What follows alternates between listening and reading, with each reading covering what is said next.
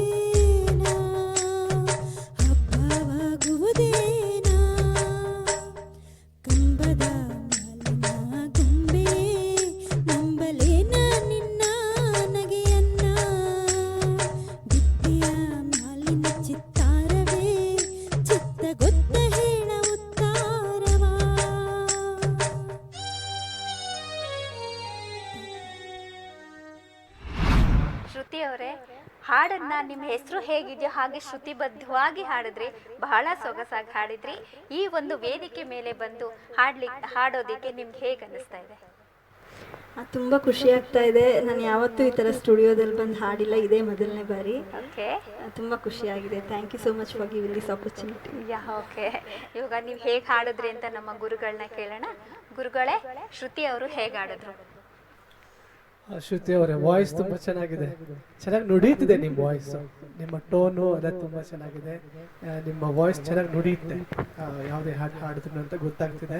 ಈ ಹಾಡು ತುಂಬಾ ಚೆನ್ನಾಗಿ ಹಾಡಿದ್ರಿ, ಚೆನ್ನಾಗಿ ನುಡಿತಿತ್ತು ಈ ಹಾಡು ಕೂಡ.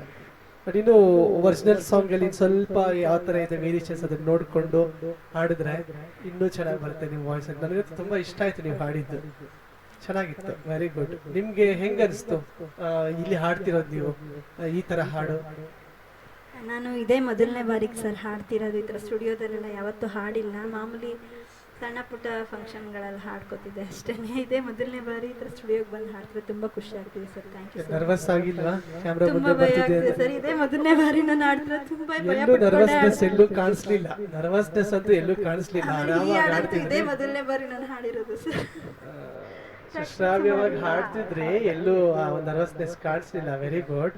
ಅದು ಒರಿಜಿನಲ್ ಸಾಂಗ್ ಅಲ್ಲಿ ನೋಟ್ಸ್ ಯಾವ ತರ ರೀಚ್ ಮಾಡಬೇಕು, ವೇರಿಯೇಷನ್ಸ್ ಏನಿದೆ, ಫಸ್ಟ್ ಟೈಮ್ ಯಾವ ತರ ಇದೆ, ಸೆಕೆಂಡ್ ಟೈಮ್ ಯಾವ ತರ ಇದೆ, ಅದೆಲ್ಲ ಸ್ವಲ್ಪ ಡೀಟೇಲ್ಸ್ ಕಡೆ ಗಮನ ಕೊಟ್ರೆ, ಪರ್ಫೆಕ್ಷನ್ ಕಡೆ ಗಮನ ಕೊಟ್ರೆ good singing, professional singing, very good singing ಆಗುತ್ತೆ. ವೆರಿ ಗುಡ್, ಒಳ್ಳೇದಾಗ್ಲಿ. ಇದೇ ತರ ಒಳ್ಳೆ ಸಾಂಗ್ಸ್ ಹಾಡ್ತಾ ಇರಿ. God bless you.